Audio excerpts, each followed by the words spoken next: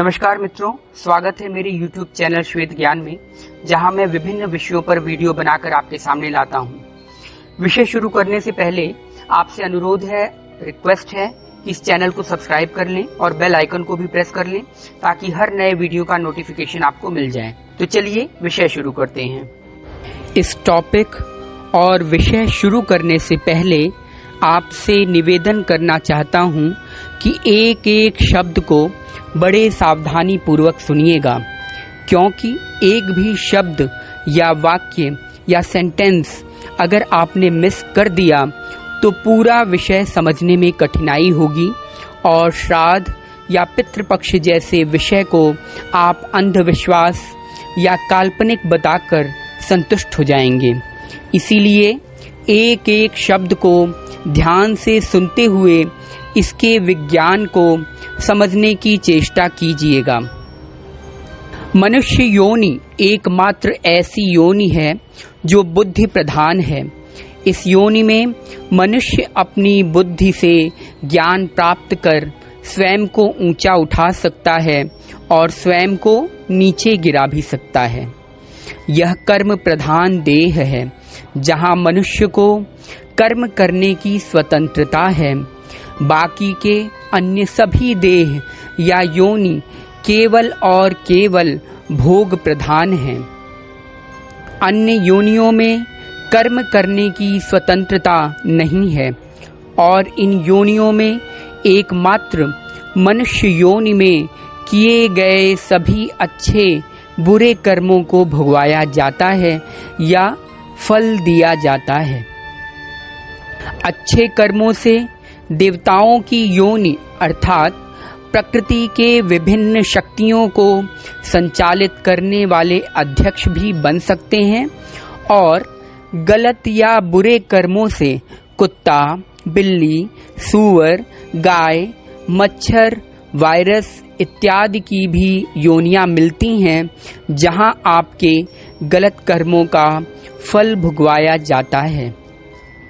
चाहे देवता हो या चाहे कीट पतंग जैसी योनियां, यहाँ जीव को कर्म करने की स्वतंत्रता नहीं होती और न ही ज्ञान प्राप्त कर अपना उद्धार करने या इस संसार चक्र से निकलने का मार्ग प्राप्त करने की स्वतंत्रता नहीं होती। लेकिन होता क्या है, मनुष्य जन्म पाकर जीव एकमात्र अपने शरीर को सुख देने के साधन और शरीर संबंधी संसाधन इकट्ठे करने में वह पूरा अपना अमूल्य जीवन नष्ट कर देता है, क्योंकि वह अपने आप को देह या स्थूल शरीर मानकर ही सभी कर्म करता है। अपने शरीर को सुख देने के लिए वह धन, प्रतिष्ठा, शरीर को सजाना संवारना, लग्जरी गाड़ी, बड़ा मकान, तरह तरह की भौतिक सुख सुविधाओं का संग्रह करता रहता है। अपने संबंधियों जैसे स्त्री, पति, बेटा, बेटी इत्यादि के लिए वह पूरा जीवन तरह तरह की मक्कारी, गधे की तरह पूरा जीवन पिस पिस कर उसके लिए धन, जमीन और तरह तरह के संसाधन उपलब्ध कराता है, ताकि उसकी संतति उसके जाने के बाद भी सुखपूर्वक रह सके। इस गर्दभ प्रयत्न में वह यह भूल जाता है कि उसको मनुष्य जन्म सिर्फ खाने पीने, बच्चा पैदा करने, संसाधन जुटाने, मल मूत्र करने के लिए ही नहीं मिला था, बल्कि इस मानव देह पाने का उद्देश्य कुछ दूसरा ही था। वरना यही सब काम पशु, पक्षी, कीट पतंग इत्यादि भी करते हैं और फिर मर जाते हैं, तो उनमें और मनुष्य शरीर में क्या अंतर रह गया और इस बुद्धि प्रधान देह पाने का औचित्य या उद्देश्य क्या रहा। अब आते हैं श्राद्ध के विज्ञान पर। अभी तक आपको बेसिक्स बता रहा था, एक बेसिक और समझना है हमें, तभी जाकर आगे की बात समझ में आएगी। देखिए, 3 तरह के शरीर होते हैं। पहला स्थूल शरीर, जो हमें इन प्राकृत आँखों से दिखाई पड़ता है, जो हाड़ मांस इत्यादि का बना हुआ है। दूसरा होता है सूक्ष्म शरीर, जो हमें इन प्राकृत आँखों से नहीं दिखाई देता। ऐसे समझिए, जो इस हाड़ मांस के शरीर में रह रहा है वह है सूक्ष्म शरीर। मरने के बाद यही सूक्ष्म शरीर यह स्थूल शरीर छोड़कर जाता है अन्य योनियों में अपने कर्मों के अनुसार। इसी के साथ मन, बुद्धि, सूक्ष्म इंद्रियां, चित्त, अहंकार साथ जाता है। बहुत ही ब्रीफ में क्रक्स में समझाने की कोशिश कर रहा हूँ, ध्यान से समझिएगा। तीसरा होता है कारण शरीर, जो सूक्ष्म शरीर में स्थित होता है। मन के कारण जो शरीर बनता है वह कारण शरीर है। स्थूल शरीर जल और मिट्टी का है। सूक्ष्म शरीर वायु और अग्नि का है। वायु और अग्नि तत्व के अंदर आकाश तत्व का शरीर है, उसे कारण शरीर कहते हैं। कारण शरीर पर इफेक्ट होने से या प्रभाव होने से सूक्ष्म शरीर और स्थूल शरीर पर प्रभाव पड़ता है। बड़े ही साधारण शब्दों में समझिए, जैसे यह स्थूल शरीर है, यह आपकी बॉडी है। यह बॉडी बिना सेल्स के नहीं बनती, तो ये जो सेल्स हैं वह है सूक्ष्म शरीर। यह सेल्स बिना न्यूक्लियस के नहीं रह सकते। यह जो न्यूक्लियस है वह कारण शरीर समझिए। यह बस उदाहरण के लिए समझाया गया है ताकि समझ आ सके। अब दूसरा उदाहरण देखिए, जैसे कोई वस्त्र है, वह स्थूल शरीर है। वह वस्त्र धागों से बना है, वह धागा सूक्ष्म शरीर समझिए। लेकिन यह धागा भी कॉटन या रुई के स्ट्रैंड से बना है, यही कारण शरीर है। इस विषय को और गंभीरता से समझने के लिए मेरे पिछले वीडियो, जिसमें मैंने यह समझाया है कि भूत प्रेत क्या होते हैं या कैसे बनते हैं, उसे अवश्य देखिएगा। तो यह मनुष्य शरीर जो स्वयं के कल्याण करने हेतु मिला होता है, मनुष्य उसे आजीवन अपने और अपनी संतति के निमित्त नष्ट कर देता है। जब समय आने पर यह शरीर छुड़वाया जाता है तो जीव सूक्ष्म और कारण शरीर के साथ अपने किए हुए कर्मों के अनुसार भोग योनियों में जाता है। जैसे पशु, पक्षी, कीट, पतंग, देवता, यक्ष, गंधर्व, प्रेत, इंद्र, वरुण इत्यादि इत्यादि। जब वह भोग योनियों में होता है और कष्टप्रद जीवन व्यतीत करता है तो उसके सूक्ष्म शरीर को यह आभास रहता है कि जो मनुष्य जीवन उसे मिला था उसने मात्र उसे भोग भोगने में और पशुओं की तरह जीवन व्यतीत करने में व्यतीत कर दिया या नष्ट कर दिया। यह पश्चाताप वह स्थूल शरीर नहीं बल्कि उसके अंदर बैठा कारण शरीर करता है, जिसके विषय में मैंने आपको अभी बताया था। तो ये श्राद्ध क्या है? श्रद्धा शब्द से श्राद्ध की निर्मिति हुई है। इहलोक छोड़ गए हमारे पूर्वजों ने हमारे लिए जो कुछ भी किया वह उन्हें लौटाना असंभव है। जो समय उन्हें अपने स्व के कल्याण के लिए उपयोग करना चाहिए था, उस समय को उन्होंने हमारे लिए नष्ट किया। कई लोगों को उनके कर्मों के कारण शरीर नहीं मिलता, जिसके कारण वह सभी संसाधन होने के कारण भी अतृप्त रहते हैं। वह सूक्ष्म शरीर जो वायु की तरह होती है, उस फॉर्म में रहते हैं और प्रतीक्षा करते हैं कि जिनके लिए उन्होंने अपना सुर दुर्लभ देह और स्वर्णिम अवसर गवा दिया, कम से कम वह तो उनके इस अतृप्ति का निवारण करें। वह सूक्ष्म शरीर जो वायु की तरह होती है उसी फॉर्म में रहते हैं और प्रतीक्षा करते हैं कि जिनके लिए उन्होंने अपना सुर दुर्लभ देह और स्वर्णिम अवसर गवा दिया, कम से कम वह तो उनकी इस अतृप्ति का निवारण करें। इसीलिए ब्रह्म पुराण में कहा गया है कि मृत्यु के पश्चात वायु रूप बने पूर्वज अमावस्या के दिन अपने वंशजों के घर पहुंचकर देखते हैं कि उनके लिए श्राद्ध भोजन परोसा गया है अथवा नहीं। भूख प्यास से व्याकुल पितर सूर्यास्त तक श्राद्ध भोजन की प्रतीक्षा करते हैं। न मिलने पर निराश और दुखी होते हैं तथा आह भरकर अपने वंशजों को चिरकाल दोष देते हैं। ऐसे समय जो पानी अथवा सब्जी भी नहीं परोसता, उसको उसके पूर्वज शाप देकर लौट जाते हैं।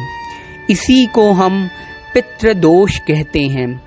आप लोगों ने देखा होगा कि कई लोगों की कुंडली में पितृदोष होता है। श्रद्धा पूर्वक संकल्प की ऊर्जा से या तरंगों से उन सूक्ष्म शरीरी या कारण शरीर को तृप्त करना ही श्राद्ध कहलाता है। सत्य और श्रद्धा से किए गए कर्म श्राद्ध, और जिस कर्म से माता पिता और आचार्य तृप्त हों वह तर्पण कहलाता है। वेदों में श्राद्ध को पितृयज्ञ कहा गया है। यह श्राद्ध तर्पण हमारे पूर्वजों, माता पिता और आचार्य के प्रति सम्मान का भाव है। यह पितृयज्ञ संपन्न होता है संतानोत्पत्ति और संतान की सही शिक्षा दीक्षा से। इसी से पितृ ऋण भी चुकता होता है। वेदानुसार यज्ञ 5 प्रकार के होते हैं: ब्रह्म यज्ञ, देव यज्ञ, पितृ यज्ञ, वैश्वदेव यज्ञ और अतिथि यज्ञ। 5 यज्ञ में से ही एक यज्ञ है पितृ यज्ञ। इसे पुराणों में श्राद्ध कर्म की संज्ञा दी गई है। जिस तरह प्रकाश की स्पीड गति है, उसी तरह संकल्पों की भी स्पीड है, गति है। संकल्प की शक्ति से ही पितरों का तर्पण किया जाता है। जितना अमूल्य समय आपके पूर्वजों ने आपको पालने पोसने और समस्त संसाधन आपके लिए बटोरने में लगाया, उसी में से कुछ समय अगर आप उनके निमित्त शुभ कर्म करने में लगाते हैं तो उतना समय उनके भोग का कम होता है, उनके कष्ट का कम होता है, उनके दुख का कम होता है। इसीलिए तर्पण का अधिकार उसके संतान का ही होता है, क्योंकि जीवन भर पिस पिस कर उसने अपना अमूल्य समय उसके सुख के लिए ही नष्ट किया है। जैसा कि मैं कई बार एक सिद्धांत को बता चुका हूँ कि कर्म नष्ट नहीं होते जब तक वह अपना फल न दे दें। अगर उसने खूब कर्म करके अपने आने वाली संतति को शुभ संस्कार या भगवत प्राप्त संत बना दिया है तो उसका फल उसे मिलेगा, क्योंकि उसने अपना समय या शुभ कर्म करने में लगाया है।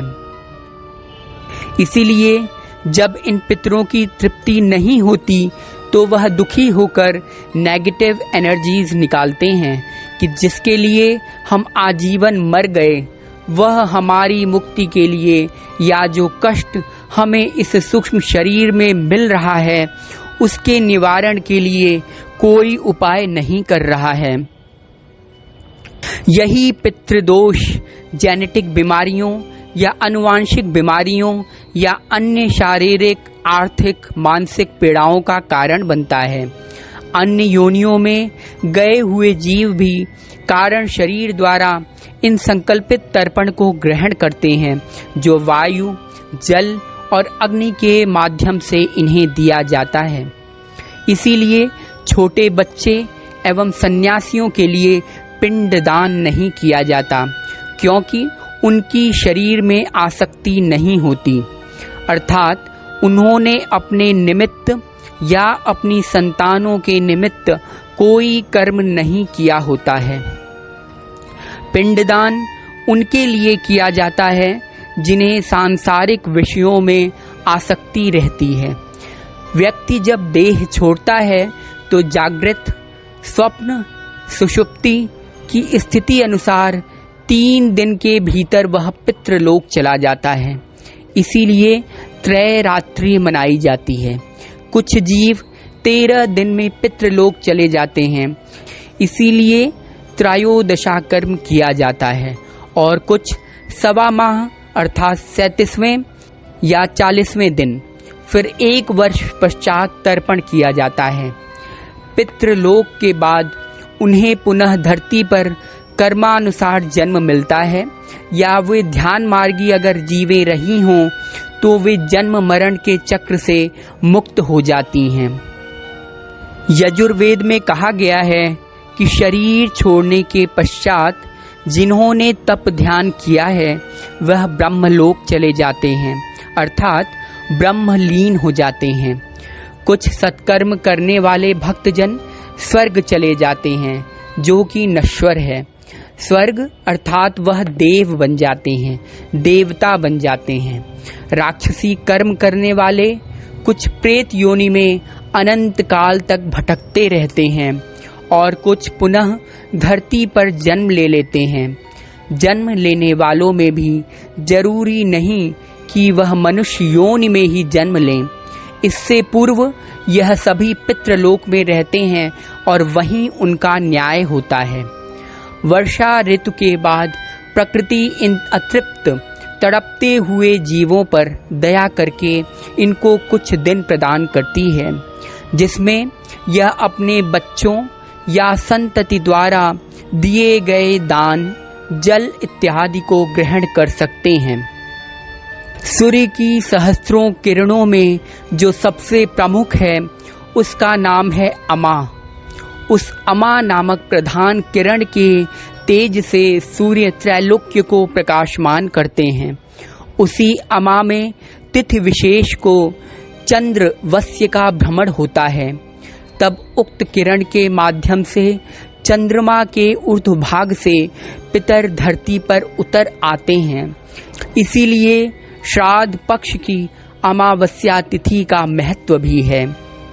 परंतु जो सदा शुभ कर्म करते हैं, भगवान के स्मरण में नित्य प्रति अपना जीवन व्यतीत करते हैं, अपना समय व्यतीत करते हैं, वह पितृ दोष से बचे रहते हैं, क्योंकि उनके पितृ खुश और तृप्त होते हैं कि जो अमूल्य समय हमने गंवाया, उन समय को हमारी यह संतति अपना उद्देश्य पूर्ण करने में या अपना कल्याण करने में लगा रही है, अर्थात हमारा समय सही व्यक्ति पर जाया हुआ, अर्थात हमारा मनुष्य देह नष्ट नहीं हुआ। जो संसार में लिप्त हैं या जिनका मुख्य उद्देश्य आत्मा का कल्याण न होकर या भगवत प्राप्ति न होकर या ब्रह्मत्व प्राप्ति न होकर सांसारिकता है, उनके पितृ अतृप्त रहते हैं, और अगर वह श्राद्ध कर्म भी नहीं करते तो उनके पितृ रुष्ट होते हैं। इसीलिए यह बात या यह सिद्धांत याद रखें जो जगत गुरु श्री कृपालु जी महाराज द्वारा कहा गया है उनके राधा गोविंद गीत में। सर्व पर्व लक्ष्य एक गोविंद राधे, जग से हटा के मन हरि में लगा दे, जग से हटा के मन हरि में लगा दे। हमारे सभी पर्व, त्योहार इत्यादि पूरी कचौड़ी खाने, नाच गाना करने के लिए नहीं बने हैं, बल्कि यह याद दिलाने के लिए बने हैं कि तुम्हारा मुख्य उद्देश्य आत्मा का कल्याण है, भगवत प्राप्ति है, ब्रह्मत्व की प्राप्ति है, न कि कुछ और। इसीलिए तर्पण जल या नीर या नार, नार शब्द बना है नारायण से। नारायण का अर्थ होता है जल में वास करने वाले भगवान विष्णु। नार का अर्थ होता है नीर अर्थात जल। इसीलिए तर्पण जल या नीर से किया जाता है, काले तिल से किया जाता है, जौ से किया जाता है, तुलसी दल से किया जाता है। यह सब भगवान विष्णु के प्रतीक हैं। ब्राह्मणों को खिलाने का इसीलिए प्रावधान बनाया गया कि इन लोगों का कर्म और उद्देश्य ब्रह्मत्व के निमित्त है। यह प्रतीक है कि भगवान से संबंधित वस्तुओं से ही सबकी तृप्ति हो सकती है। इसीलिए हम सभी को श्राद्ध के विज्ञान को समझकर उससे शिक्षा लेकर आत्मा के कल्याण, स्व के कल्याण के लिए तीव्र गति से, तेज गति से लग जाना है, न कि नश्वर शरीर के लिए। आशा करता हूँ यह वीडियो आप सभी को पसंद आया होगा। बहुत बहुत धन्यवाद।